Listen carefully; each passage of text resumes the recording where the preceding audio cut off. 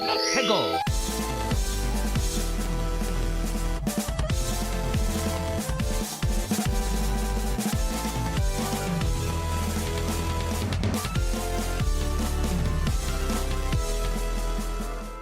Hello and welcome to another episode of Ferret 64 with me, your host, Yemmy the Ferret.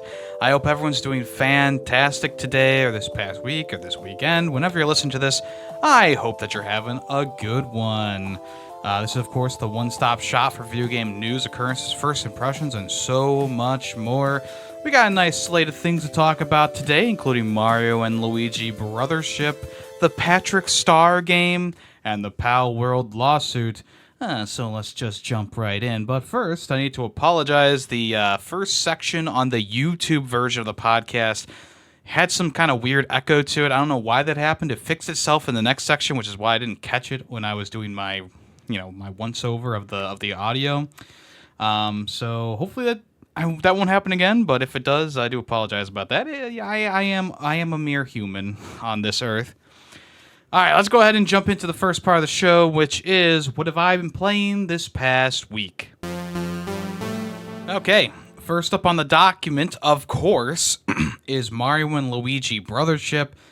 This came out on Thursday this past week, and I've kind of been blitzing it right now. I'm very much enjoying it. When the game was first announced, I was pretty excited because Mario and Luigi is a series that I haven't really dived too heavily into. When I had a DS, I wasn't really playing those kind of games, but I still bought one just to try it out, and I had fun with it. But I haven't really dived into the series, so this is like the first one that's really kind of like, well, I guess this is the first one that I've really like dived into pretty deeply. And some might say that makes me spoiled. I don't know. I think that it's a pretty good game so far, though. I'm really enjoying it. I know what the other ones are all about, so it's not like I'm going into this completely blind, but it is the first one that I've actually had my hands on, that I've been playing, and I've been interacting with the game. And like I said, I'm having a great time with it. When it first came out, the reviews were very high, and then there was one like solemn, like soul review for it that was like a 5 out of 10 from IGN, of course, of all people. And it just kind of like, it makes me very confused why this game is a 5 out of 10 to them. I've been playing the game. I don't get it. I don't get it. It's got the charm. It's got the music. It's got the combat. It's got the open world. It's got the brothership itself, which is a very fun thing. It's got plenty of story going on. I don't know. Maybe they just gave the Mario and Luigi game to the guy who doesn't like Mario and Luigi games. I don't know. I feel like this review by IGN is going to go down in history as another one that's kind of like Alien Isolation, where they, for some reason, gave it a much lower score than everyone else, and then were shit on about it for the next like 15 years before they do a re-review of it, right? But that's not to say that there's not like valid criticisms in said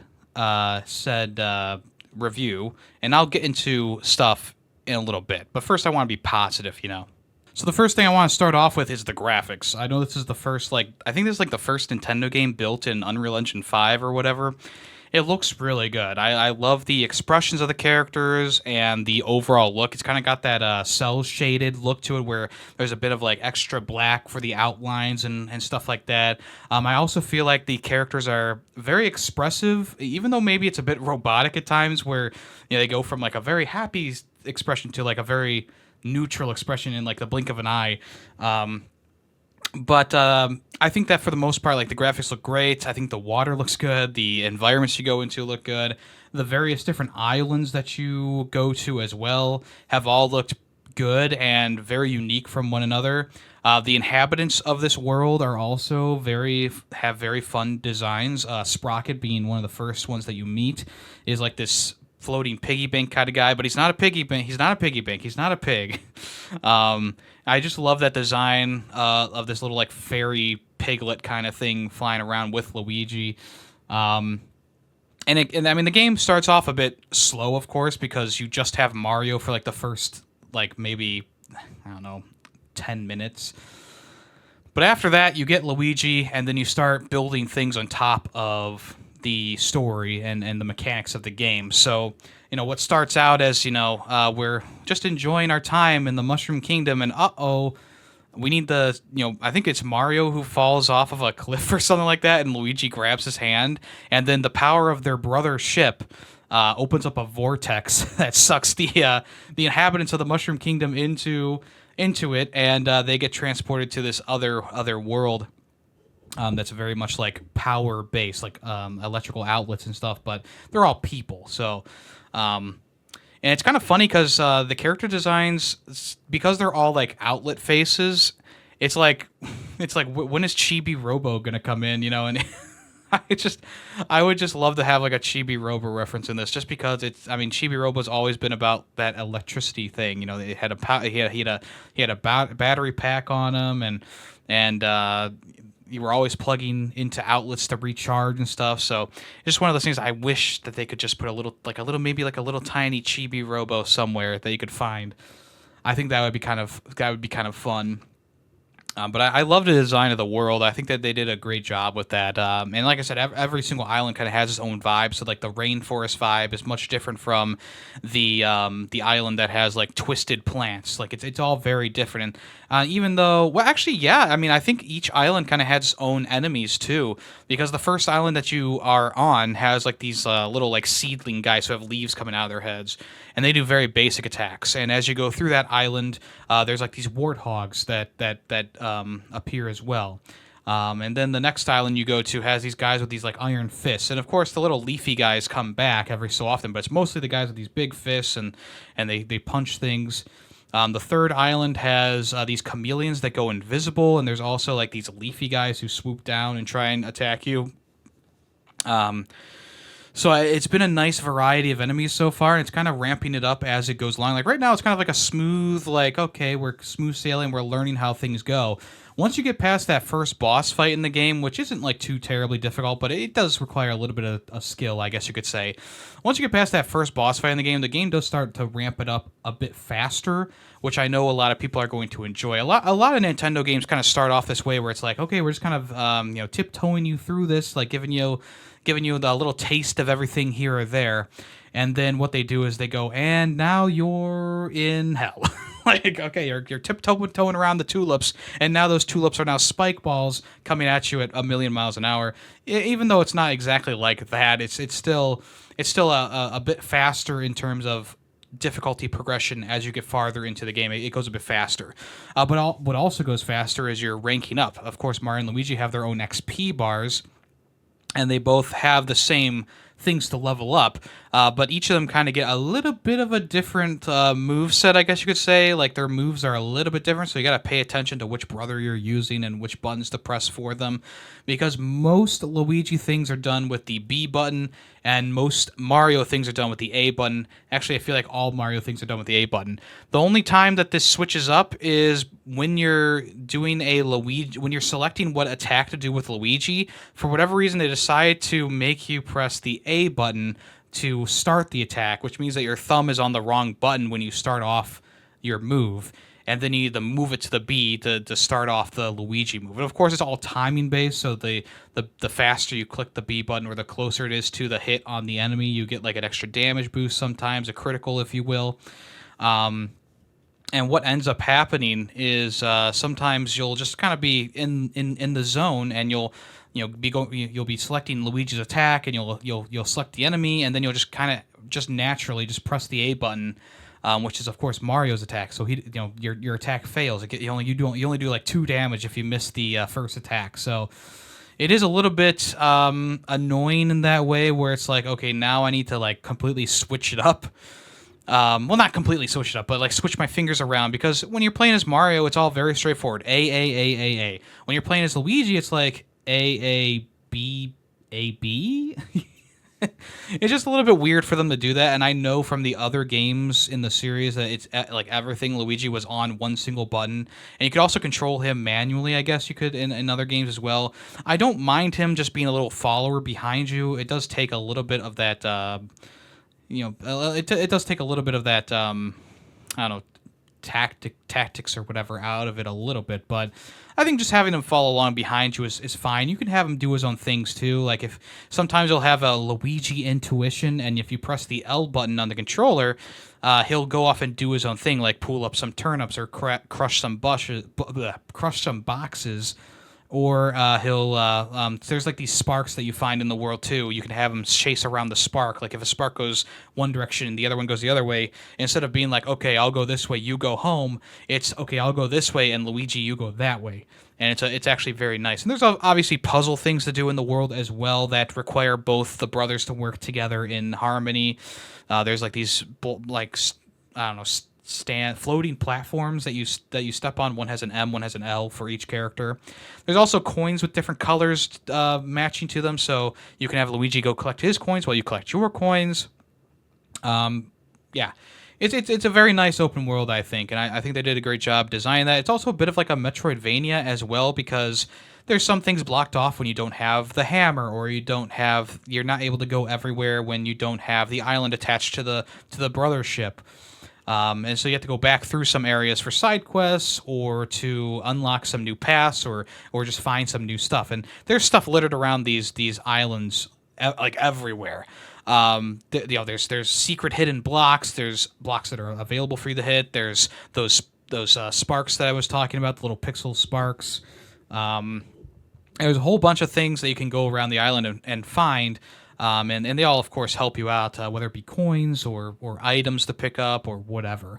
There's also plenty of inhabitants to talk to throughout the island. So, there's also like the store people to talk to as well. That'll sell you new equipment or new power-ups or whatever. It's all very well done, and I'm not a huge like RPG kind of guy. I'm not a huge turn-based tactics kind of guy. Like there's some games that speak to me in the turn-based genre, like Lord of the Rings: The Third Age, or there's of course like a Pokemon game here or there that I've played that I've enjoyed, and there's other ones that I could probably waffle off about it to you, but I'm not going to go into that big of detail. But this is one that it is speaking to me. I think that even though it starts off a bit basic, it does start to build on top of itself with all the different mechanics that are going on, and eventually, right around the time of that first boss, things start really piecing into place, being put into place in the game. And just like Pikmin 4 from last year, which did end up being my game of the year last year, Pikmin 4 had a bit of a slow start where it's like, okay, we're going through all the tutorial stuff, we're teaching you how to use Ochi, we're teaching you how to throw Pikmin and harvest Pikmin and pick up things in the environment. And with Nintendo games, a lot of times you do need to get past that first like 10-15 minute slog of tutorials on top of dialogue options. But once the game does get going, and with Mario and Luigi, it's a little bit longer to get going. It's more like 30 minutes to an hour to kind of get going. Then it starts going. Like things just they just go, starts to go right off. And it's been nice to get to that point and be like, okay, I can really recommend this to people. Like if you love Mario and Luigi, if you like the saga, the Mario and Luigi like series itself with the RPG mechanics, you'll like this game. There's really not much not to like about the game. The only thing that has really been bugging me is that where sometimes you need to press A with Luigi and then press B with Luigi. It doesn't make sense to switch up those button prompts. But everything else has been pretty smooth sailing, all things considered. The music has been a jam. Like the music is so good in this game. The music for each island is different. The music on the Brothership is different. The music when you're leveling up is fantastic. It's so joyous and bombastic, And Luigi does like this little dance when he levels up. It's so much fun. They got the vibe down. They got really everything down that you could possibly get down. Now there's just a few small things about the game that are kind of maybe not annoyances, but just little nitpicks. The other thing was the expressions on the characters' faces. They change very quickly, so it's a bit unnatural in that way. And then also it just has a slow start to it. It's got a little bit of a slow start. There's a lot of dialogue to go through. It's all reading, of course. There's no spoken dialogue in the game, at least not yet. But like I said, once you get to that first boss fight, it's around that island with the first boss fight. Then things really start picking up and they go from there. You start to get dungeons. You start to get various enemy varieties and configurations. You start to level up your characters more and more. You start to be able to go back to islands and start to find new things, find new items, etc., etc. So, even though it does have a bit of a slow start, you kind of got to get through that first maybe hour of the game, which is still good. It just takes a little bit longer to get going than I would have liked. And at least with Pikmin 4 last year, it was okay, it's 15 minutes to 30 minutes of tutorials, and then it just kind of lets you go into that open world. With Mario and Luigi, it does take a little bit longer because they're teaching you more things about the game. They keep adding things on top of things on top of things. And I'm sure that it'll keep doing it for a while. I mean, even though I'm past that first tutorial section, it's possible that I could still find pop-ups throughout the game, but as of right now, it's just been a nice time. And one of my favorite things is getting inside the cannon on the ship and just blasting off to an island. Of course, there's a warp pipe that you can get eventually once you link the islands back to the ship. But there's things also to see in the wild too. There's these reefs that are rock formations that pop up that you can get extra XP for. And of course, the various islands are fun to be oh, what's the next island going to be? Click on it and be boom, it's Rainforest Island. Woo! So I'm very excited to get back into it, jump back into it, and play some more of it. And right now I'm on the 5th island, which is the one right after the first boss fight. You have to do a few side mission things before you can jump onto that island. But yeah, I'm on that island. I'm ready to go. I'm ready to kick some more butt. I'm ready to find some more enemies, and I'm ready for a dungeon or two.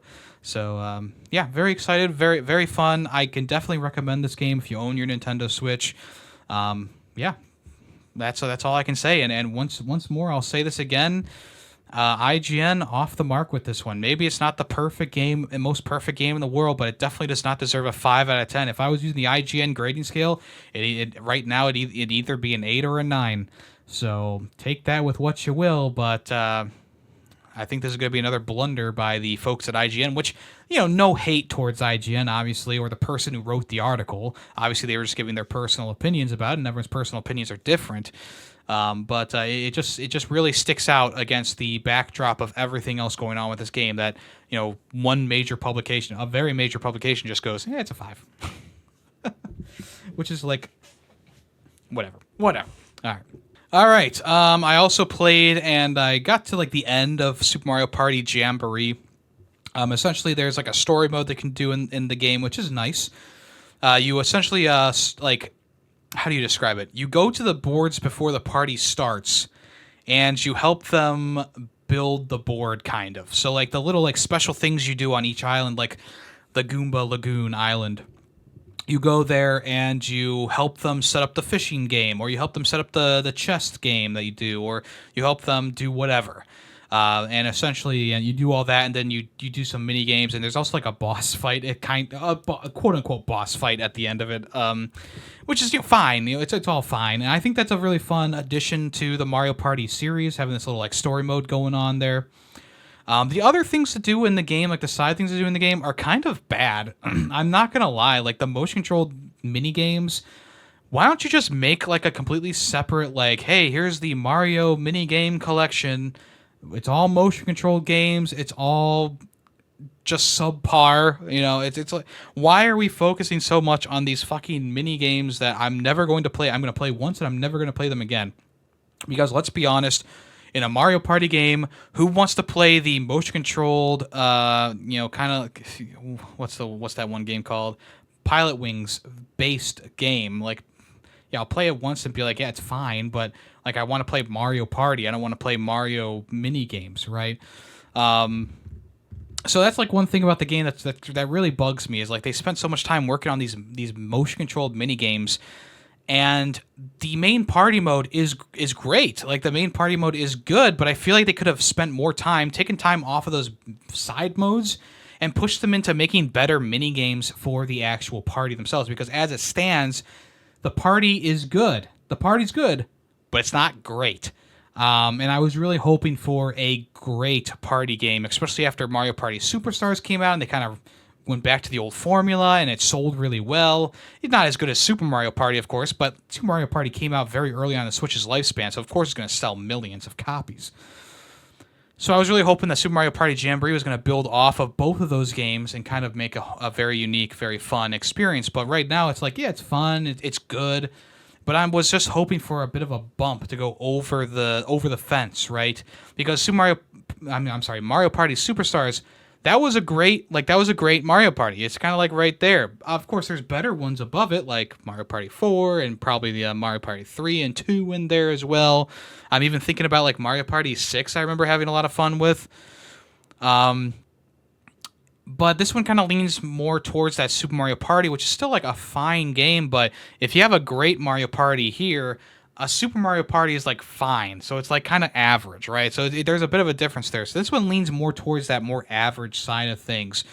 And it all starts with the mini games. I feel like the mini games just are not that fun. Like, sure, there's some in there that I do enjoy, but a majority of them I play and I go, this is lame, or this is like boring. There's a couple in there that are obviously based around getting coins, and the only mechanic is to move around, and I'm just like, why are we stuck on like this very basic?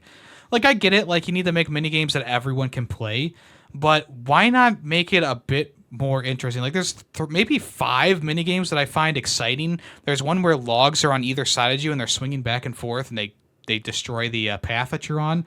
That one's pretty good. There's a one where you go around Boo's Carousel, which is pretty fun. There's another one where you tap A to knock over like a domino effect of thwomps, which is really fun. But then there's a bunch of like ones that are just very average or below average. Like there's this one that they brought back from a different Mario Party where it's like a crane game. It's a 1v3, and the crane can only move back and forth, and it drops very slowly. So if you're that one person, you have a very big disadvantage on that one. There's another one where it's like the Old West, and it's someone rides a giant bullet bill and try and take out the people.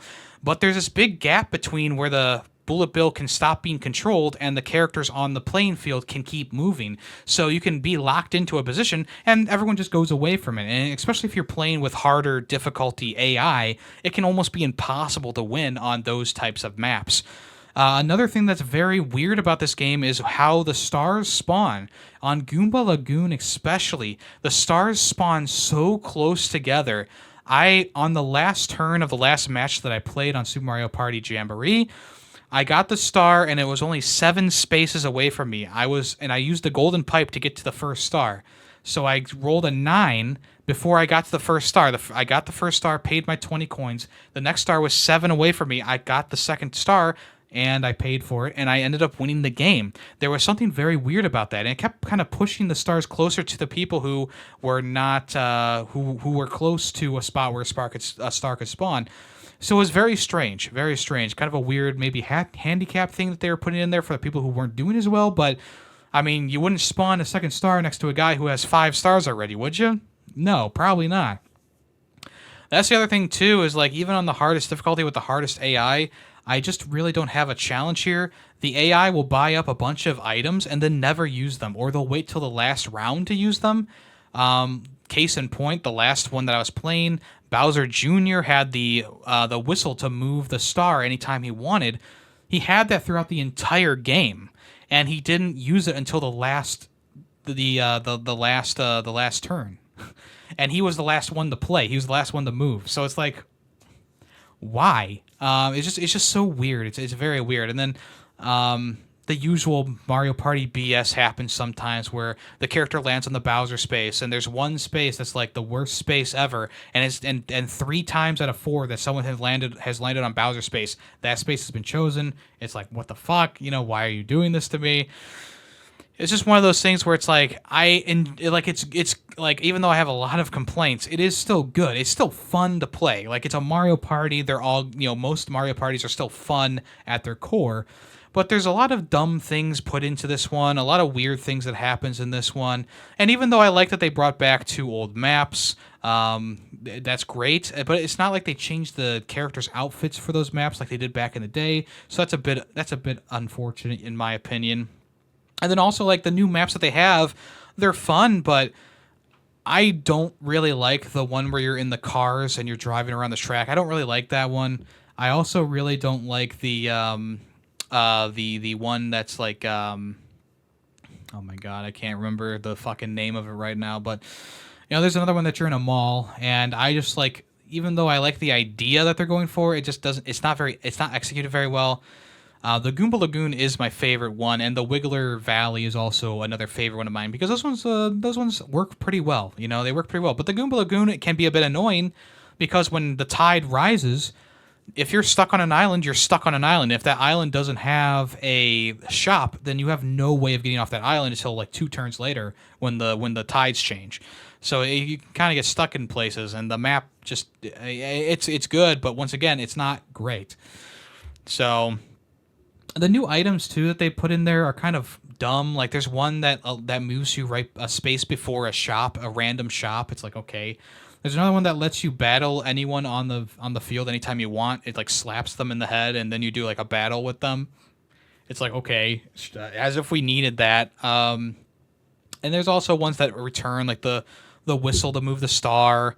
There's the double dice, the triple dice, the custom dice, and the golden pipe. There's also a warp pipe, but not only is there a warp pipe, but there's also a warp block. The warp block puts you on another person's space without moving them. The warp pipe, you change spots with someone else. So it's like, why would I choose the block over the pipe? The pipe can really fuck someone up. Excuse my French. We're talking about a Mario Party game, but still. I don't know. I can't fully recommend this one simply because Superstars was so much better, in my opinion. Even though I like the presentation of Super Mario Party Jamboree, I think they did a great job with the presentation and the animations and the character selection. The character selection is very nice. I still can't recommend it over Superstars or some of the older Mario Parties. I can recommend it over Super Mario Party, but I can't recommend it over that last Mario Party game, which is a shame. I was very much looking forward to this game, and I was very much hoping that it was going to be a really great Mario Party experience. But what we got was an average to good Mario Party experience, which I ended up giving it a 3.5 out of 5, which is still above average, but it's not gonna make anyone's best of 2024 lists. Let's be honest. I also played a game called SpongeBob SquarePants, the Patrick Star game. If you don't know what this is like the Goat Simulator inspired SpongeBob game. But Patrick is, of course, the main character.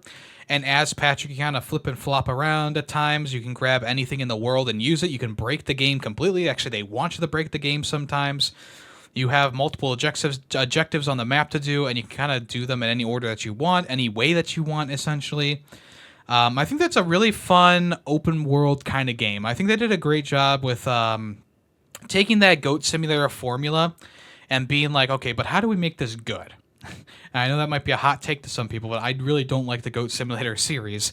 And they did make this good. I think the IP of SpongeBob works really well with this. I think the idea of having Patrick, who in the show really a lot of crazy stuff happens to him, so why not just have him be rolling around, being able to put him to sleep at any time that you want, and have him be just kind of ragdolling around. Have him grab onto jellyfish and zoom around the map.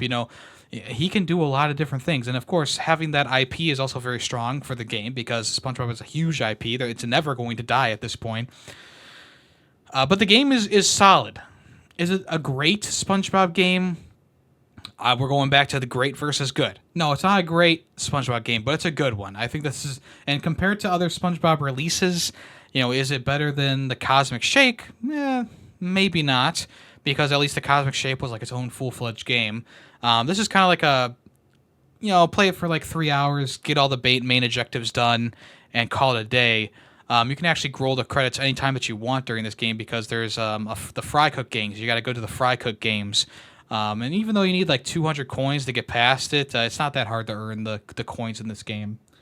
But there's a fun amount of things to do. There's a thing with Squidward where you find Squidward and he's at like the art academy, and you do like this like dance off with him. There's a bunch of different things to do for the art academy. You make your own art and stuff like that.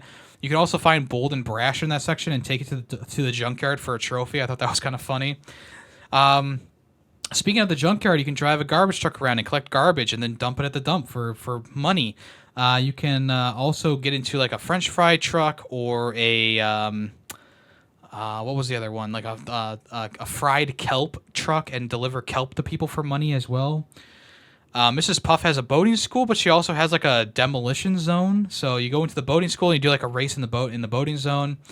And then there's also, of course, a race or time trial in the demolition zone. You go through that and you break as many things as possible. You can use a boat, you can use a hammer, you can use whatever. SpongeBob, he's in Jellyfish Fields. You collect jellyfish for the king of all jellyfish. It's not too much fun, but, you know, you complete it a couple times and, you know, you get the vibe of it. He also appears at Glove World and he hides gloves around Glove World, so you find the gloves in Glove World. Plankton, he's at the junkyard and you actually find treasure chests in the junkyard for Plankton. So there's a couple missions that just kind of are boring to do because it's just like find this item this many times. So there's like 100 per each. So there's 100 gloves, there's 100 treasure chests, and there's 100 jellyfish to find. It just gets very boring by the end of it. And I didn't finish those objectives because they were just too long and too tedious. But I did do all the main stuff in the game. And one of the other main things was going to the Krusty Krab and helping Mr. Krabs build Krabby Patties. This is probably my favorite part of the game.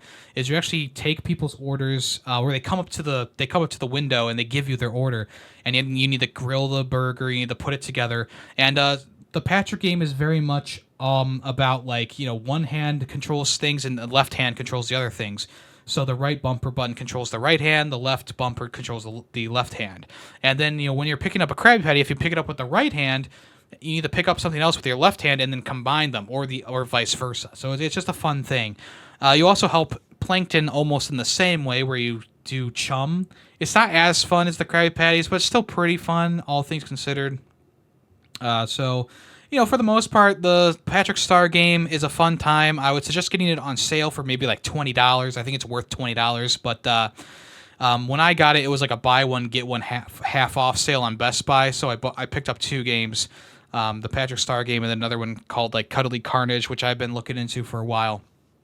It's fun. It was enjoyable, at least, which is more than I can say a lot about like the Goat Simulator games themselves. And I ended up giving it a 3.5 out of 5 as well. I thought it was, good, but once again, not great. Not great. So there you go. And then on stream this past week, we played and finished Army Men Sarge's Heroes. Sarge's Heroes was a very big game during my childhood. I played it on the N64 a lot. It was probably one of my most played games on there, next to Donkey Kong 64 and Banjo-Kazooie. Sarge's Heroes was very fun. The N64 version is not the one we played. We played the PS1 version, which was a bit detrimental to the game. That is because the Nintendo 64 version controlled a little bit better. It had better level design. It had more weapons. And it also had, like, the soundtrack for Army Men is really good. Like, it's super good. During the N64 game, you could play the ambient noises and the soundtrack over each other because the technology was a little bit better. With the PS1 game, it's either ambient noise or music, and it kind of cuts right when either one of those starts. So the PS1 version of the game, it also has a very low field of view, which does hinder the experience a bit. The AI for the game is a bit dumb, especially the regular soldiers who kind of just stand there sometimes and let you shoot them. The choppers and the tanks, of course, they're able to do their thing, but it's just one of those things where it's like, yeah, you know, it's still fun. It's still a fun time, but I was just kind of wanting to play the N64 version because that one was a bit better in a lot of different ways. There's also a Dreamcast version of the game, which I've never played, so I have no opinions about that, but it's probably better than this version as well. I think that the Army Men games are a nice footnote in the world of video games because the Army Men games had a big boom during this generation, the PS1, the N64, and the Dreamcast, right? And then they tried to move into the PS2 era and the Xbox era and the GameCube era, but they just couldn't keep up with the competition. And essentially the Army Men games died out after the PS1 generation. But we got a lot of gems from that generation. This one is one of them. Sarge's Heroes is a gem. Even though the PS1 version is not great, I think that it's still a very good time, especially if you're playing the N64 version. It's definitely worth playing. Also, it's fun to note that Jim Cummings voiced every single Army Man soldier in the game too, and you can kind of hear like his different voices. Like, you know, he kind of has like a Winnie the Pooh voice for the general. Sarge kind of has like a Hondo Onaka kind of vibe to him a little bit. There's a whole bunch of them, and it's a very fun knowing that he voiced all the characters, because all the characters have very distinct voices. So it must have been really fun for him to work on this game and do all the voices for it. I think he does all the voices for a lot of the Army Men games as well. One of my favorite lines from the game, "Party time." That's like ingrained in my head. Also, there's a death noise in the game specifically that very much got ingrained in my memory over the years after playing this game. Yeah, Sergeant's Heroes was one for my childhood. And even though obviously the PS1 version is not the best way to play this, it's a fine way to play this, I should say. I would probably give the N64 version of this a much higher score, maybe like a 4. But the PS1 version is a 3. Unfortunately, it's not like the best ever. But it's a fine way to play it, but it's not the preferred way to play it, I should say. So, if you want to check it out, it's pretty cheap on most places, or at most places on most like eBay and stuff like that. But it's still a good time to go through, and I would recommend getting a different version of the game. Unless the PS1 is the only version you have. But it's worth it for the soundtrack alone. Like, that soundtrack goes hard throughout the game very often. So it's definitely worth your time to at least listen to the soundtrack, maybe on YouTube or something like that. Okay, let's move on to what's in the news. First thing in the news today, Palworld, the developer, has kind of taken to Twitter and various social media platforms to show off what Nintendo has sent them in terms of they're being sued. Of course, they filed a lawsuit against Palworld, as you already know. This was a long time coming. Obviously, legal defenses or cases take time to build up, and Palworld has kind of exploded early on this year in like early access, right, for Xbox and PC. And then it finally was coming to Sony PlayStation, and that's kind of when Nintendo dropped the lawsuit. Was like the day before it was revealed that it was coming to PlayStation. So this they are suing them for patent infringement. There's a couple of different patents. There's 3 in particular that are being applied to the game. One of them is notably assumed to be for throwing an item to catch a creature, like a Pokeball. The other one is for the ability to ride on the captured creature. And these patents, even though they are filed in a court of law and whatever, I just feel like, can you really own the idea of throwing something at a creature and capturing it? Like, how did Temtem get away with throwing cards to capture the monsters? Even though you can't ride them in that game, it's still like, that's a very similar mechanic. You throw a card at the PAL, and then boom, bada bing, you capture them, right? It's the same way here in Palworld, where you throw a spherical ball at something, and you catch it, and then you can use it in battle. I think that even though, yes, of course, they do have a case here, I don't know if they should follow through with this lawsuit. But it is Nintendo, so Nintendo do what Nintendo does. The Pokemon Company are seeking an injunction against the game and compensation for a portion of the damages incurred between the date of registration of the patents and the date of filing the lawsuit. According to the studio, the payment will be 5 million yen or $33,000 to both Nintendo and the Pokemon Company, with additional late payment damages for each. The Palworld developer concluded in a statement on Twitter that they will fight the case. They will continue to assert their position in the case through future legal proceedings. And why shouldn't they, really? I mean, I think that Palworld is a different enough game for them to be able to use some mechanics from a Pokemon game. I do find it a bit absurd that Nintendo can patent or take control over the idea of capturing a monster in a ball. It's obviously been a patent for quite some time, but it's just one of those things that's like, it kind of makes you scratch your head a little bit, like, okay, can you really patent that? You know, can you really claim that that is yours? Kind of like how Shadow of Mordor, the I think it was WB patented the system with the orc generals, oh, what was it called? I don't remember what it's called, but they patented that. And have they used it since Shadow of War? No, because they're stupid. They don't allow other people to use the same concept of you know. So it's one of those things where it's like Palworld could be in a lot of trouble here if it goes through and they have to pay all this money. Obviously, a smaller developer is going to use the money gotten through revenue of the game through deals with other studios like Xbox and stuff to get the game on other platforms. On Xbox Game Pass too, it had like a demo, a 3-hour demo or whatever. So that's I mean, 33,000 to each company is not a small price to pay. But if it allows the game to still be up, even though they have to pay this price tag, maybe it'll be worth it. But then again, Nintendo could also file for the game to be taken down because it's just too closely related to throwing balls at Pokemon. We'll have to wait and see what happens, and I'm sure this is going to be a very long legal proceeding, so we'll see how that goes. Speaking of Nintendo, it's official. The Switch 2 will be backwards compatible. This is great news to hear for all Switch people out there. Much like Nintendo has been doing with information about the Switch 2 being confirmed, it was just kind of put out there in a bit of a post online. So Shuntaro Furukawa came out on, I think it was Twitter, and said, "This is Furukawa. At today's corporate management policy briefing, we announced that Nintendo Switch software will be playable on the successor to the Nintendo Switch. Nintendo Switch Online will also be available on the successor to Nintendo Switch as well. Further information about the successor to Nintendo Switch, including its compatibility with Nintendo Switch, will be announced at a later date," the usual.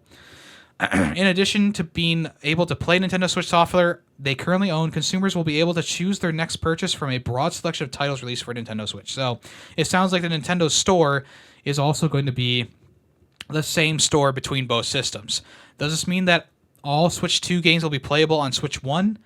I don't think that at all. I think there's going to be two separate things, kind of like I said the idea already, where it's still going to use a cartridge, but the cartridge is going to be designed a little bit differently, so you can't put a Switch 2 cartridge into a Switch 1 slot, but you can put any Switch 1 cartridge into a Switch 2 slot.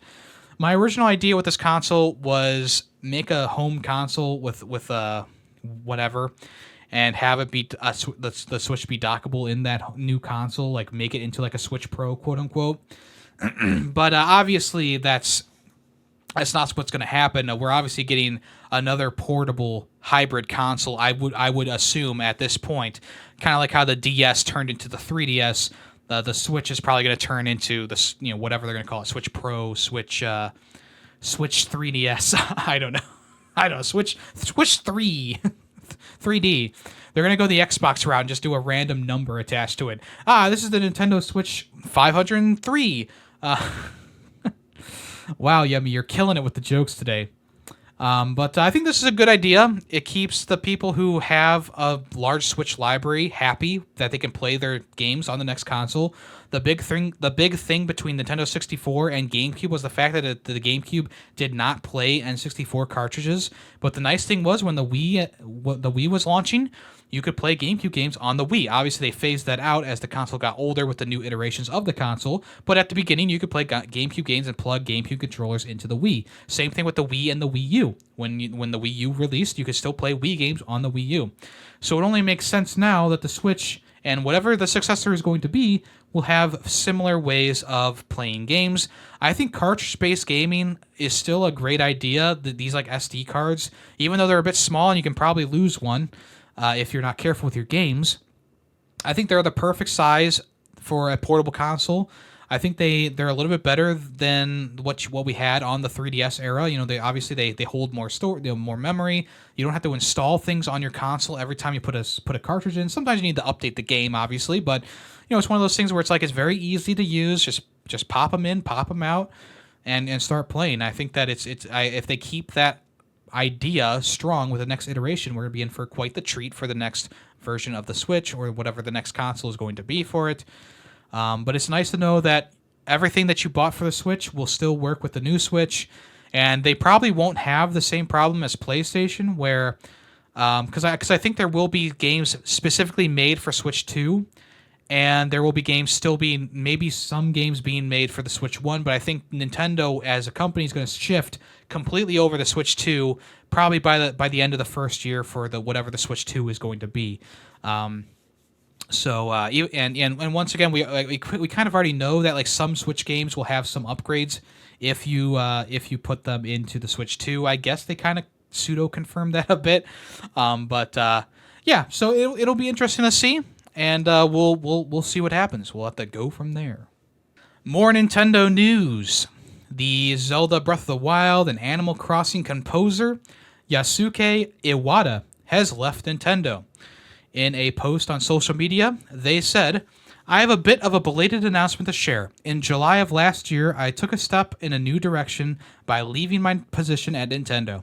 I would like to express my heartfelt gratitude to everyone who supported me over the years, to those who enjoyed my work, and to everyone who listened to the music through the projects I was a part of. I've been working on new projects since my departure, and I hope to have the opportunity to share some of them with you in the near future. If there are those who would like to continue following my journey, I'd be truly grateful, and I hope to look forward to what's to come. Thank you very much for your continued support." So obviously, this guy has been with Nintendo for quite some time, since 2017. He worked on the soundtrack for Super Mario 3D World in 2013, but he did not. I'm sorry, I said that wrong. He joined Nintendo in 2013 to work on Super Mario 3D World. Then he didn't start leading soundtracks until 2017, when he stepped up and started to make compositions for, like his own compositions for Mario Kart 8, Zelda Breath of the Wild, ARMS, Super Mario Bros. Ultimate, and then of course Animal Crossing New Horizons, which is obviously has a very iconic soundtrack to it as well. If you want to listen to his tracks, you can go over to the Nintendo Music app, and obviously he has a bunch of songs on there. The one controversial thing about the Nintendo app is that there's no artist credits. There's no composer credits on the app, so it's kind of weird that they did that. I guess they just assume like, oh, you'll know who did it. The one thing about Nintendo is they don't like to have a face behind a lot of their stuff. Like obviously they have their big time directors, you know. But for the most part, when a game comes out, it's like, this is the game, this is the world, and there are people who worked on it. Yes, that's true, but we want you to kind of be immersed into that world. So like Animal Crossing, even though it has a great soundtrack, well, that soundtrack was designed by the dog guy inside the game. I don't play a lot of Animal Crossing, as you might have known. So they kind of do that with them a lot. So it's unfortunate that he left the Nintendo. But if he does continue doing work with other games, I think it'll be really cool to hear his soundtracks and hear how they continue to explore the ideas inside of other games. Probably an indie game. Maybe an indie game. I don't know. One last thing for the Nintendo news here. Just a kind of small thing here. Paper Mario The Thousand Year Door has already outsold its original GameCube release. In the report for quarter 2 of this year, of the fiscal year, they've revealed that Super Mario and the Thousand Year Door. So it was reported that the Switch remake of the game has already gotten 1.94 million sales since its release, which puts it a little bit higher than the GameCube sales, which were 1.91 million just 4 months after that one was sold. So, or that game released originally. So that's actually really good. I think that that's great for people who love Paper Mario, because for a lot of people, Paper Mario has been going the wrong direction, even though Origami King maybe put it back towards the right way. A lot of people were very much missing the old school style of Super Mario, or I'm sorry, Paper Mario. So I guess yeah, I mean, this is sold better than the original game. So hopefully Nintendo sees like, okay, yeah, this is what the people want, and maybe we'll get another Paper Mario game that's more aligned with Paper Mario: The Thousand Year Door. Maybe they'll do a re-release of Super Paper Mario, which is a game that I've always wanted to play, but never got the chance. So yeah, I guess we'll see. All right, some sad news today. Tony Todd passed away at the age of 69 today. He starred in a lot of movies, but he also voiced some characters for video games, most notably and most recently He voiced Venom from Marvel's Spider-Man 2. He starred in plenty of movies. One of his most famous roles was the Candyman. Todd also starred in Platoon, which was an Oscar-winning movie. He also featured in plenty of popular television shows and movies. One of his most iconic roles, like I said, was Candyman from 1992. And he reprised his role in the sequel in 2021 as well. I do remember seeing him in that. He had a distinct voice, and he played the voice of Venom for the Marvel Spider-Man game. So it's unfortunate to hear of his passing. And I guess apparently he voices a character in Indiana Jones and the Great Circle, which is coming out next month. So I don't know if that'll be his last video game role, but he was a legendary actor, legendary voice. And it's unfortunate to see him go so early. I mean, 69 is pretty young, all things considered nowadays. So very unfortunate. So thoughts and prayers with his family, of course. So unfortunate news. Let's go ahead and move on to arguably not as bad news, but still unfortunate news. Sony has put out some statements about Concord. It's obviously been a disaster for them. And during a Q&A session in their financial, their quarterly financial earnings report, the Sony president, Hiroki Tatoki, said that the firm is still going through the learning process in terms of live service development, and the gates it has in its place should have opened sooner. So they're saying that they should have tested the game earlier and had more internal evaluation about the game or the IP. He also said, currently we are still in the process of learning, and basically with regards to a new IP, of course, you don't know the results until you actually try it. So for us, for our reflection, we probably needed to have a lot of gates, including user testing or internal evaluation and the timing of such gates.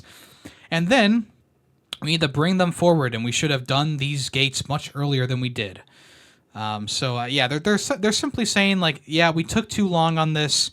We missed the window for like having the game become popular, and they also didn't do enough like user testing, like market testing, because the beta for the game was only like a week prior or 2 weeks prior to the game releasing, and even though Greedy Waffles and I had fun while playing it, it wasn't. I mean, I've probably said this a million times on the podcast, so I apologize, but it's not something that I would have personally like spent $40 on. Like, it's a multiplayer only game. There's really not much else going on. It uses a lot of ideas from other games in the same genre. It also has a price tag attached to it, and right now there's a bunch of hero shooters that are free to play with a season pass or something like that. So it's like, why would I spend $40 on this when I can just go play Overwatch, or I can go play Paladins, or I can go play the new Marvel Rivals for free? Also, they were comparing it to the success of Helldivers 2, and you can kind of say that Helldivers 2 succeeded because of the community that it built around it. It was also not an original IP being made for the first time. It was based off of two. There was a game and a game and a half that came out before. We'll say Helldivers 1, and then there's a Helldivers like major expansion game. It's not like the game was a new IP. It was also, it had a very, like, Helldivers 2 had a very good reveal trailer, had a very good marketing strategy where it really pushed at that narrative of like, this is like Starship Troopers, or this is like, those old 80s movies, right? So, it also didn't push it wasn't like a, I mean, I think it was only like $40, right? Yeah, so it didn't push a major price tag, but it also laid it all out for you right there, what the game was going to be. Whereas Concord, when you first revealed it, it looked like something else. Then they revealed what the game actually was. Then you played the beta, and you're like, wow, this is kind of unremarkable. And then, of course, the game flopped. It only lasted about 2 weeks on the market. So, yeah, obviously they did a big oopsie with this, and they're going to feel the vibrations of this for many years to come, the aftershocks for many years to come, obviously. And it's kind of crazy for them to be like, yeah, we're still going to go head first into this because we had one success and one major failure. It's like, well, maybe start, looking at this a little bit differently. Maybe see like, yeah, it was such a big failure because we don't need more live service games on the market. Helldivers 2 came out before the big boom of live service this year. It came out before Skull and Bones. It came out before Suicide Squad, Kill the Justice League. It was the first, like, big live service game of the year, which allowed it to get a big player base early on. And then because the gameplay was enjoyable, people were enjoying the game, and the updates they were bringing to it. It exploded from there and was successful throughout the year. Obviously, I've dropped out of Helldivers 2 at this point. I think that the game kind of, outstayed its welcome for me personally. I played enough of it to have fun with it, obviously, but, it's one of those things. It's like, I kind of, it's a live service game still at its core. The gameplay loop is not like super great for me personally, but for a lot of people, it can be your most played game this year. I could easily see people playing this for thousands of hours this year because it's one of those games that just it works, and the idea is there. It's a solid idea. They took the concept of Helldivers, which already was like a bombastic, over the top series, and they just kind of were like, let's tweak it a little bit, make it more modern, give it that third person angle, maybe throw in some references to some old properties from back in the day like Starship Troopers, and then go hog wild with it. And they did, and it worked so well. And Concord just seemed maybe too safe. It was too safe. They were using ideas from other games. They definitely did not believe in this game enough, because the marketing was not a big marketing push. The reveal, they didn't even want to reveal what the game originally was in the first reveal trailer. They wanted that, they were hiding it for a while before they finally revealed what it was. So just a bit mismatched here with Concord. Obviously, once again, it should have been released maybe a couple years ago at this point. They should have actually pushed this game out, but I think because Sony always tries to push the boundaries of like visual edge and stuff like that, they want to make this be like a staple of like the PS5. Like, ooh, look at these graphics. Look at how powerful the PS5 is. But for a multiplayer hero shooter game, I don't think that's what people really care about. I think people more so care about like the character designs and the maps and the matchmaking and the uniqueness of the characters themselves, and the just the fun factor, like the gameplay loop. They care about that more. And I feel like Sony maybe was like, well, we're always about pushing the next big graphic step in the game, in the genre, right? So they did that. They made the game look really good, but it didn't. Once again, it just kind of played averagely. So you have a game that looks great, like the graphics are great, the designs are okay for like the maps and stuff, but it's just kind of like, okay, they definitely missed the mark on this one. We'll see what happens in the future. And as we already know from last week, Firewalk shut down, which was the studio behind the game. Very unfortunate that they got a one and done kind of deal, but that's business, I guess. All right, Xbox. They released an E-Day announcement trailer. And inside of that announcement trailer, they revealed that the original voice actors for Marcus and Dom would be back for the game. So the next Gears of War game is being called E-Day.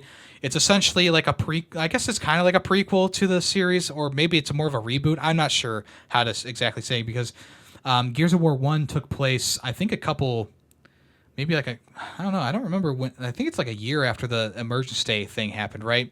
And then Judgment was like the day of E-Day. So you already have a game that's on E-Day, right? So I'm thinking that this game is like taking the place of Judgment, which was kind of negatively received across the board.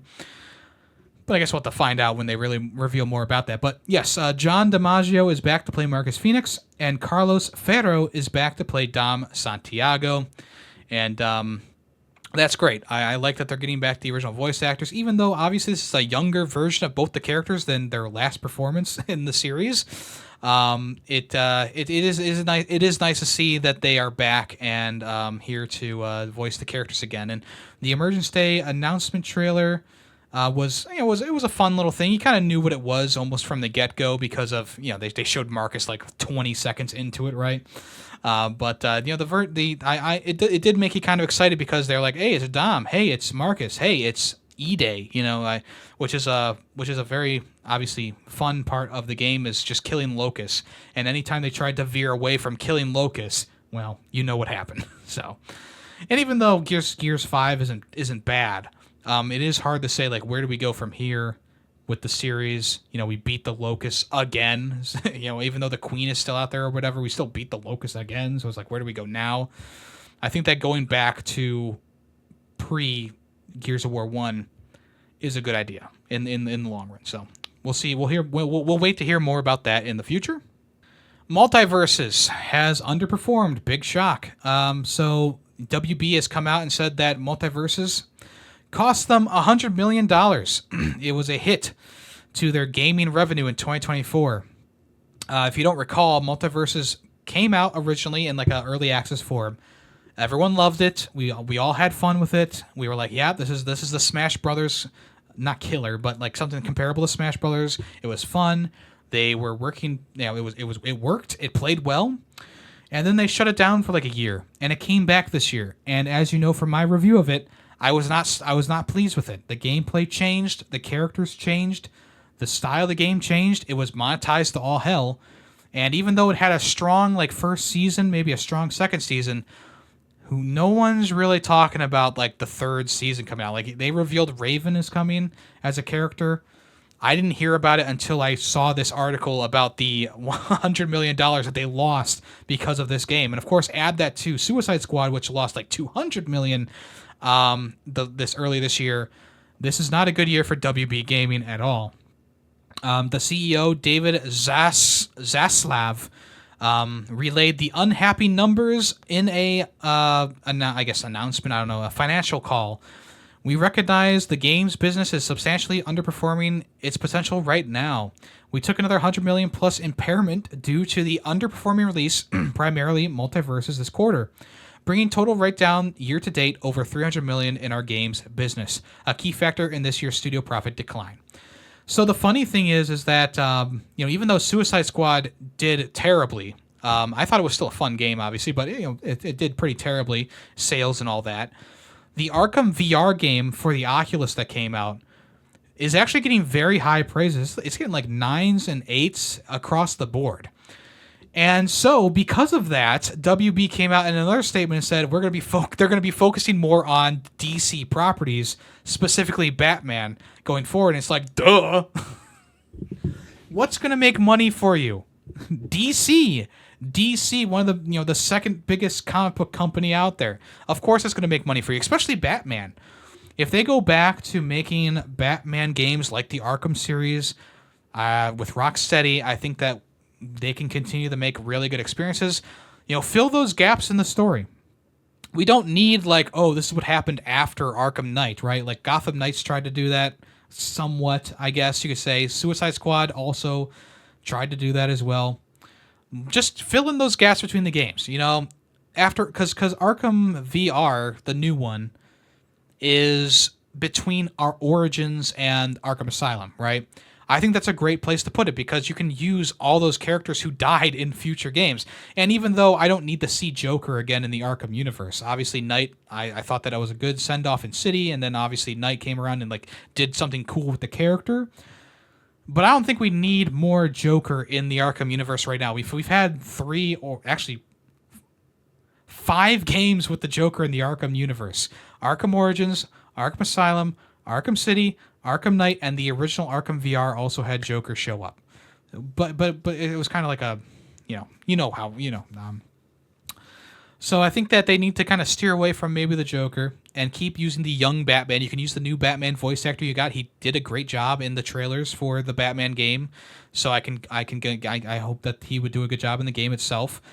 And I really want to play the new Batman Arkham game. It looks cool. I like the Ratcatcher's like a nice underrated villain that they don't use a lot. But it's only for the newest Oculus. And they're maybe next year they'll put it on the PSVR 2. That'd be great. But once again, we'll have to wait and see. My famous catchphrase there. Anyway, I digress. Multiversus lost money for them. No big surprise there. Let's move on. SEGA is delisting a bunch of retro games from the various console libraries and platforms. They delisted the classic Mega Drive collection and a bunch of Dreamcast games as well from various storefronts. So on December 6th, they will be taking all those games down. So I guess if you want to check them out, you should go and get them now before they're gone. The PlayStation will be affected because if you own like Sega Mega Drive Classics, or if you don't own that on PS3, that'll be being taken down from the PlayStation Store. And but it's not like super affected because you can't like buy that game on the PS4, PS5, the PS3 version. So whatever. Other games like Sega Bass Fishing, Crazy Taxi, and Nights in the Dreams are also being taken down from Steam, Xbox, etc. And we know that Sega is going to be putting out new versions of all these games. Jet Set Radio is getting a new game. Golden Axe is getting a new game. Virtua Fighter is getting a new game. Crazy Taxi is getting a new game. Maybe they'll put out a new Sega Bass Fishing game. I don't know. So it's one of those things that's like, yeah, maybe they're taking these games down because they're going to be putting out these new versions of them. Or maybe they're going to be packaging them all into their own game, like a Dreamcast collection or something like that. Once again, on the wait and see. And next on the news, the Golden Joystick Awards have revealed what their 2024 Ultimate Game of the Year nominees are. And they are Animal Well, Astrobot, Balatro, Black Myth Wukong, Black Ops 6, Dragon Age The Veilguard, Final Fantasy VII Rebirth, Helldivers 2, Metaphor Refantasio, Satisfactory, Silent Hill 2 Remake, and Tekken 8. This is a pretty good, diverse list of games here. Some of them I haven't played, like Tekken, Satisfactory, Metaphor, Final Fantasy, of course, and Dragon Age. But the rest of them are all very good contenders for Game of the Year. I mean, I could see any of these games taking the prize, you know. A lot of these games got 5 out of 5s for me, or very high marks for me as well. So I could see any of these games winning. What I think is going to win is probably going to be Final Fantasy VII Rebirth. But you never know. You never know. So yeah, but I mean, pretty much any of these games are worth winning. Like, even though I'm not like huge on Helldivers anymore, like I could totally see that winning. That was a huge game this year. Tekken 8, I haven't played it, but I know that a lot of people enjoy it in the Tekken community. I've watched a couple of Video Game Donkey videos about it, you know. And I could see any of these other games winning as well. A lot of people really liked Metaphor. A lot of people really loved Final Fantasy. Dragon Age, of course, is the most recent release on here, and that got pretty high marks on it. So yeah, I guess we'll see what happens. If you want to vote on the Ultimate Game of the Year, you can do so on the Joystick websites, and you could also go to GameRadar.com/Joystick Awards to fill out a forum as well. Some notable games missing. Senua's Saga Hellblade 2 is missing from this. I'm blanking on what came out this year, because this list is good though. Like, this list is good though. I think that this is a good list. I think this is the one. I mean, I agree with almost everything on this list that I've played. So maybe not Silent Hill 2, but still, I agree with most of the stuff on here. So yeah, there you go. That's all I'll say about that. And finally, for the news today, a video has been released of someone playing Doom on the Nintendo Alarmo. That's right, someone has finally done it, which means that the Alarmo is officially a gaming platform. So Doom. Essentially what the guy did is he put Doom onto this Alarmo, and he uses the little like twisty thing on the top to turn the character. I guess it automatically moves forward, I suppose. But there's also like 2 buttons on top. So one is to shoot. Maybe the other one is to like say okay or whatever. And then, you move by twisting the little thing around. I think you can also tap on it to do something as well. But very cool. The video is pretty cool. If you want to head over to @GaryOderNichs, GaryOderNichs. He's the one who did it on Twitter, if you want to see that. He noted that there is no audio support right now, and to avoid the USB loader memory size restrictions, the WAD needs to be compressed and then uncompressed to external memory on boot. However, it's possible to load software version of Doom entirely from USB without modifying the Alarmo. So that's kind of funny. That's kind of funny indeed. So there you go. Doom Alarmo now playable if you want to try that out. All right, let's move on to the final part of the show, which is what's coming soon. Okay, here are all the PS5 Pro enhanced games that will be enhanced by putting them into a PS5 Pro. The list is actually pretty lengthy. Almost 80 games are on the list here. We know some of these, but some of these are also new. Alan Wake 2, Albatross, Apex Legends, Arma Reforger, Assassin's Creed Mirage, Assassin's Creed Shadows, which hasn't released yet, so why is it on here? Bad Cheese. I don't know what the fuck this is. Bad Cheese? What the fuck is Bad Cheese? The only article on this website is about it being PlayStation Pro enhanced. All right, Bad Cheese, everyone. Baldur's Gate 3, Black Ops 6, Dead Island 2, Dead Rising Deluxe Remaster, Demon's Souls, Diablo 4, Dragon Age the Veilguard, Dragon's Dogma 2, Dying Light 2, Dying Light the Beast, Dynasty Warriors Origins, EA Sports College Football 25, EA Sports F1 24, EA Sports FC 25, EA Sports Madden 25, EA Sports UFC 5, Empire of Ants, Enlisted, Fears to Fathom, Iron Bark Lookout, Final Fantasy VII Rebirth, Fortnite, God of War Ragnarok, Gran Turismo 7, Helldivers 2, Hitman 3, Hogwarts Legacy, Horizon Forbidden West, Horizon Zero Dawn Remastered, Kayak VR Mirage, Killing Floor 3, which also isn't out yet, Liza P, Like a Dragon, Pirate Yakuza in Hawaii, another one that's not released yet, Lords of the Fallen, Marvel's Rivals, Marvel's Spider-Man 2, Marvel's Spider-Man Remastered, Marvel's Spider-Man Miles Morales, Metal Gear Solid Delta Snake Eater, Mortal Kombat 1, My Little Universe, Naraka Blade Point, No Man's Sky, Outbreak Shades of Horror Chromatic Split, Paladin's Passage, Palworld, Planet Coaster 2, Professional Spirits Basketball 2024 to 2025, Ratchet & Clank Rift Apart, Redacted, Resident Evil 4, Resident Evil Village, Rise of the Ronin, Rogue Flight, Silent Hill 2, Slitherhead, Spine, Star Wars Jedi Survivor, Star Wars Outlaws, Stellar Blade, Test Drive Unlimited Solar Crown, The Callisto Protocol, The Crew Motorfest, The Finals, The First Descendant, The Last of Us Part 2 Remastered, The Last of Us Part 1, Towers of Agashba, Until Dawn Remake, War Thunder, Warframe, Warhammer 40k Darktide, and World of Warships Legends. And that's also another new thing, is Darktide is officially coming to the PS5. Warhammer 40k Darktide came out last year for PC and Xbox, or maybe it was 2022 for PC and Xbox, but now it's being given a PS5 port, or whatever you want to call it. The announcement trailer showed off that, it looks pretty good on PS5. Can't really complain about that. If you know what this game is, it's essentially like Vermintide, where it's like a horde-based defense kind of thing, but you have like zombie-type enemies in this one. So if you want to check that out, that'll be available December 3rd. You can also pre-order it to play 6 days early with the Imperial Edition. Wow. The Imperial Edition also includes 4 class outfits and 2,500 Aquillas, 6 weapon skin patterns, and play before release. So there you go. I think that's like an extra $20 or something like that. Black Ops 6 Season 1 is getting ready to go, and it looks like it's going to be a pretty beefy offering for Season 1. The update will come on November 14th, so it's right around the corner. Season 1 will also implement the Warzone features for the game.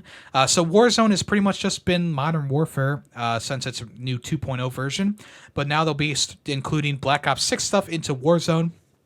Some content will be available day 1.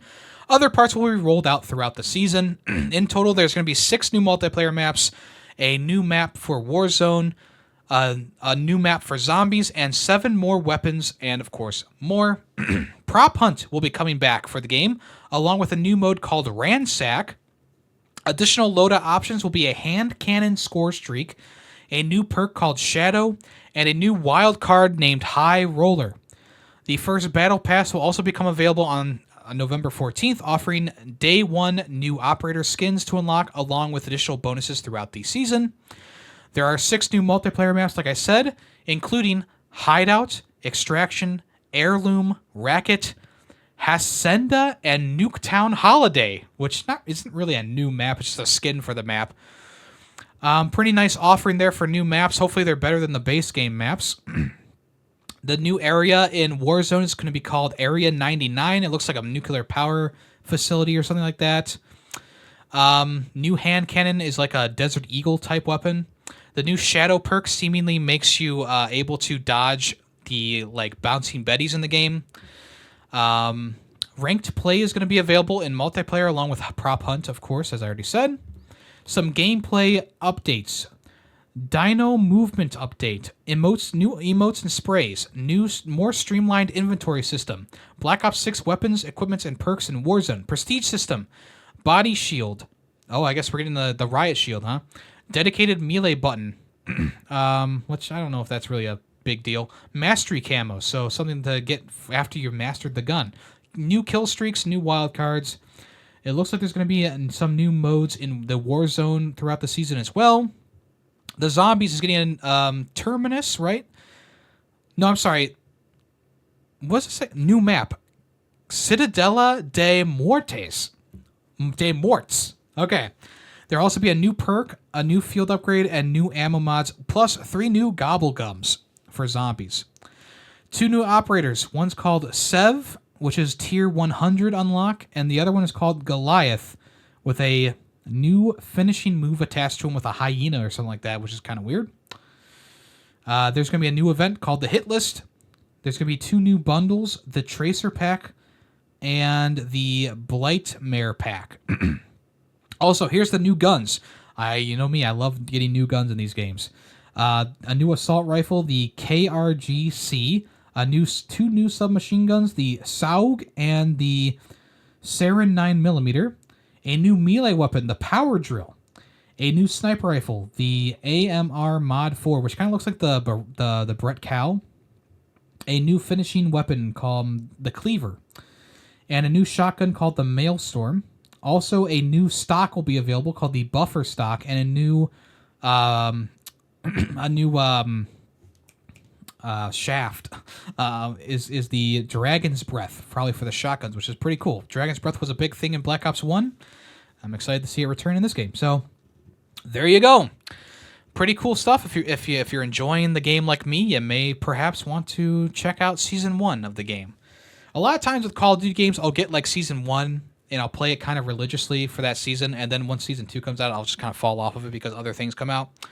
But yeah, I think I'll definitely be getting Season 1 at least, simply because I didn't pay any more money for it on the Xbox Game Pass version, right? So I kind of have some, if it's like $20, sure, why not? If it's $10, definitely buy, But a lot of this stuff won't be locked behind the Season Pass. A lot of times, if you miss stuff in the Season Pass too, there's ways to earn them outside of it. Like the new weapons, instead of earning them throughout the Season Pass, you'll earn them through get 5 headshots with a semi-automatic rifle, or whatever. There'll be something special for you to do inside the game to unlock them post Season Pass, which is nice.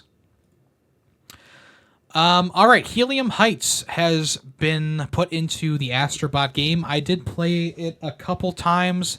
It's the new speed run, and as predicted, you use like the one where you like blow up into a balloon and it rises you up into the air. This one is probably my least favorite out of all of them. Even though it's not, once again, it's not bad. It's just kind of like, okay, it's okay. It doesn't feel like a speed running map, right? Even though there's ways to speed run it.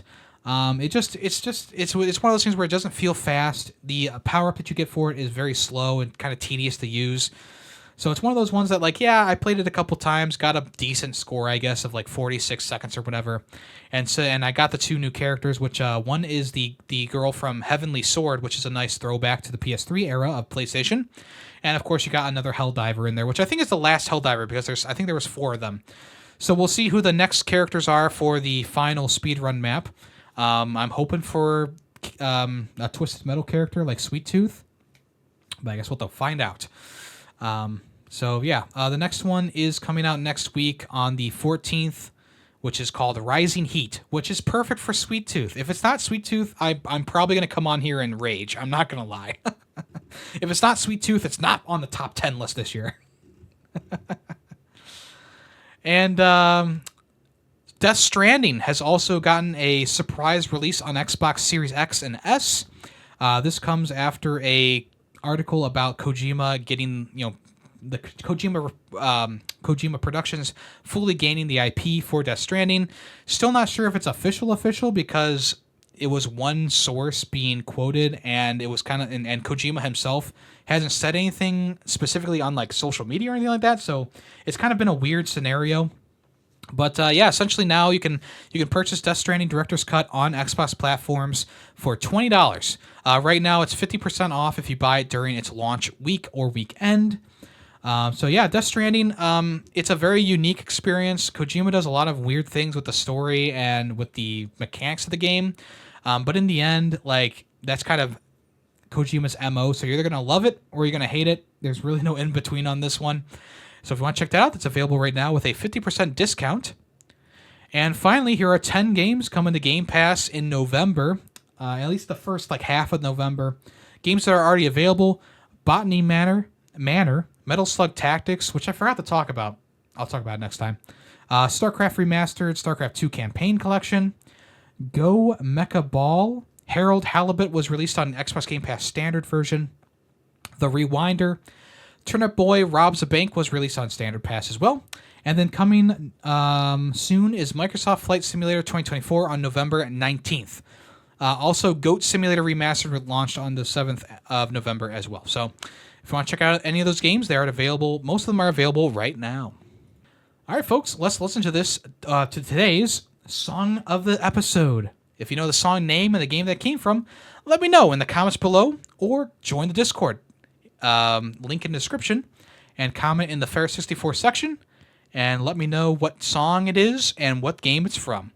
If you know it, I'll give you a super reaction in the Discord, or I'll give you a congratulations and a heart in the YouTube comments. Or the Spotify comments. You can also comment on Spotify now. Let's go ahead and listen to today's song right now.